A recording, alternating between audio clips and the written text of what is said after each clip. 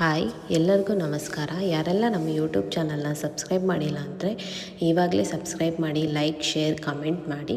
ಇವತ್ತಿನ simple recipe ಬಂದುಬಿಟ್ಟು tomato chutney. ಇದು ಅನ್ನಕ್ಕೆ, ಮುದ್ದೆ, ಚಪಾತಿ ಎಲ್ಲದಕ್ಕೂ ತುಂಬ ಚೆನ್ನಾಗಿರುತ್ತೆ. ಈಸಿಯಾಗಿ ಮಾಡ್ಕೊಳ್ಳಬಹುದು. ಚಿಕ್ಕ ಮಕ್ಕಳಾದರೂ ಮಾಡ್ಬೋದು ಈಸಿಯಾಗಿ. ಪ್ಯಾನಿನಲ್ಲಿ ಸ್ವಲ್ಪ ಎಣ್ಣೆ ಹಾಕ್ಬಿಟ್ಟು ಮೆಣಸಿನ್ಕಾಯಿ ಹಾಕಿ, ನಂತರ ಈರುಳ್ಳಿ ಹಾಕಿ ಫ್ರೈ ಮಾಡಿಕೊಳ್ಳಿ. ನಂತರ ಬೆಳ್ಳುಳ್ಳಿ ಮತ್ತು ಜೀರಿಗೆ ಹಾಕಿದ್ರೆ ತುಂಬ ಚೆನ್ನಾಗಿರುತ್ತೆ, ಡೈಜೆಷನ್ಗೂ ಹೆಲ್ಪ್ ಆಗುತ್ತೆ. ಚೆನ್ನಾಗಿ ಅದನ್ನು ಫ್ರೈ ಮಾಡ್ಕೊಳ್ಳಿ. ನಂತರ ಕರಿಬೇವಿನ ಸೊಪ್ಪು ಹಾಕಿ 1-2 ನಿಮಿಷ ಫ್ರೈ ಮಾಡಿದ ನಂತರ ಕೊತ್ತಂಬರಿ ಮತ್ತು ಪುದೀನ ಎಲ್ಲವನ್ನು ಹಾಕಿ ಹಸಿ ವಾಸನೆ ಹೋಗೋವರೆಗೂ ಚೆನ್ನಾಗಿ ಫ್ರೈ ಮಾಡಿ. ಇದು ತುಂಬ ಈಸಿ ರೆಸಿಪಿ. 5 ನಿಮಿಷದಲ್ಲಿ ನೀವು ಮಾಡಿಕೊಳ್ಳಬಹುದು. ತುಂಬ ಚೆನ್ನಾಗಿರುತ್ತದೆ. ನಿಮ್ಗೆ ಯಾವುದಾದ್ರೂ ರೆಸಿಪಿ ಬೇಕಾದರೂ ನಮ್ಮ ಚಾನಲ್ಗೆ ಬಂದುಬಿಟ್ಟು ಕಾಮೆಂಟ್ ಮಾಡಿ, ನಾವು ಅದನ್ನು ತೋರಿಸ್ಕೊಳ್ತೀವಿ. ನಂತರ ಟೊಮೆಟೊ ಚೆನ್ನಾಗಿ ಹಣ್ಣಾಗಿರೋ ಟೊಮೆಟೊವನ್ನು ಕಟ್ ಮಾಡಿ ಚೆನ್ನಾಗಿ ಅದನ್ನು ಹಾಕಿ ಅದರ ಜೊತೆ ಸ್ವಲ್ಪ ಅರಿಶಿನ ಹಾಕಿ ಚೆನ್ನಾಗಿ ಫ್ರೈ ಮಾಡಿ. ಇದನ್ನು ಸ್ವಲ್ಪ ಮೀಡಿಯಮಲ್ಲಿ ಇಟ್ಕೊಂಡು ಚೆನ್ನಾಗಿ ಸ್ಮೆಲ್ಲೆಲ್ಲ ಹೋಗೋ ಥರ ಫ್ರೈ ಮಾಡಿದ್ರೆ ತಿನ್ನೋದಕ್ಕೆ ಚೆನ್ನಾಗಿರುತ್ತದೆ. ಚೆನ್ನಾಗಿ ಒಂದು 5-6 ನಿಮಿಷ ಚೆನ್ನಾಗಿ ಫ್ರೈ ಮಾಡಿ. ಉಪ್ಪು ಬೇಕಂದರೆ ರುಚಿಗೆ ತಕ್ಕಷ್ಟು ಉಪ್ಪನ್ನು ಹಾಕ್ಕೊಳ್ಳಿ. ಇವಾಗ ಸ್ವಲ್ಪ ಬೇಕಾದರೂ, ಇಲ್ಲ ಕೊನೆಯಲ್ಲಿ ಹಾಕ್ಕೊತೀನ ಅಂತಂದರೂ ಹಾಕ್ಕೊಳ್ಳಿ, ಚೆನ್ನಾಗಿರುತ್ತದೆ.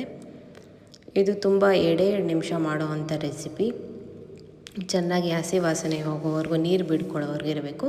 ನಂತರ ಗ್ರೈಂಡ್ ಮಾಡಿಕೊಳ್ಳಿ. ಮತ್ತು ಪ್ಯಾನಿಗೆ ಒಗ್ಗರಣೆಗೆ ಸ್ವಲ್ಪ ಎಣ್ಣೆ, ಸ್ವಲ್ಪ ಸಾಸಿವೆ, ಸ್ವಲ್ಪ ಉದ್ದಿನ ಬೇಳೆ ಎಲ್ಲ ಹಾಕಿ ಚೆನ್ನಾಗಿ ಇದನ್ನು ಸ್ಲೋ ಆಗಿ ಇಟ್ಕೊಳ್ಳಿ ಫ್ಲೇಮ್ನ. ಅದರಲ್ಲಿ ಚೆನ್ನಾಗಿ ಸೀದೋಗ್ದಿರ ನೋಡಿಕೊಂಡು ಮಾಡಿಕೊಳ್ಳಿ. ನಂತರ ಈರುಳ್ಳಿಯನ್ನು ಹಾಕಿ, ಈರುಳ್ಳಿ ಹಾಕಿದ್ರೆ ತುಂಬ ಚೆನ್ನಾಗಿರುತ್ತೆ. ತಿನ್ನಬೇಕಾದ್ರೆ ಅಲ್ಲಲ್ಲಿ ಸಿಕ್ಕಿದ್ರೆ ಚೆನ್ನಾಗಿರುತ್ತೆ. ನಂತರ ಈರುಳ್ಳಿ ಹಾಕಿದ ನಂತರ ಕೊತ್ತಂಬರಿನೂ ಹಾಕಂಗಿದ್ರೆ ಹಾಕ್ಕೊಳ್ಳಿ.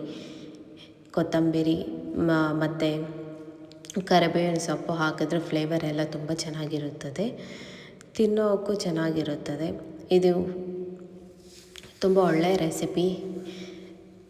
ಟೊಮೆಟೊ ಗೊಜ್ಜು ಯಾವಾಗೂ ಒಂದೇ ಥರ ಮಾಡೋಕ್ಕಿಂತ ಈ ಥರ ಮಾಡಿದ್ರೆ ಚೆನ್ನಾಗಿರುತ್ತೆ ತಿನ್ನೋಕ್ಕೆ. ಹಾಕಿದ ನಂತರ ವೆಯ್ಟ್ ಮಾಡಿ, ಸ್ವಲ್ಪ ಹೊತ್ತು ಚೆನ್ನಾಗಿ ಬೇಯಲಿ. ನಂತರ ಗ್ರೈಂಡ್ ಮಾಡಿಟ್ಕೊಂಡಿರೋದನ್ನು ಎಲ್ಲದನ್ನು ಹಾಕಿ ಚೆನ್ನಾಗಿ ಫ್ರೈ ಮಾಡಿ. ಸ್ವಲ್ಪ ಹೊತ್ತು 1-2 ನಿಮಿಷ ಹೈ ಫ್ಲೇಮಲ್ಲಿ ಇಟ್ಕೊಂಡು ಮಾಡಿ. ನಂತರ ಲೋ ಫ್ಲೇಮ್ ಮಾಡಿ, ಹಸಿ ವಾಸನೆ ಎಲ್ಲ ಹೋಗಿ ಈ ಥರ ಕನ್ಸಿಸ್ಟೆನ್ಸಿ ಬರೋವರೆಗೂ ವೆಯ್ಟ್ ಮಾಡಿ.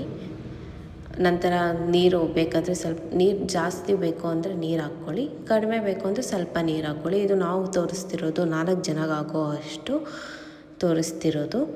ನಿಮಗೆ ಹೆಚ್ಚಿಗೆ ಬೇಕು ಅಂದರೆ ಹೆಚ್ಚಿಗೆ ಹಾಕ್ಕೊಂಡು ಮಾಡ್ಕೊಳ್ಳಿ. ಇದು ತುಂಬ ಚೆನ್ನಾಗಿರುತ್ತೆ. ಈ ಥರ ಕನ್ಸಿಸ್ಟೆನ್ಸಿ ಬರೋವರೆಗೂ ವೆಯ್ಟ್ ಮಾಡಿ. ಇದನ್ನು ಮುದ್ದೆ ಜೊತೆ ತಿಂದರೆ ತುಂಬ ಚೆನ್ನಾಗಿರುತ್ತದೆ.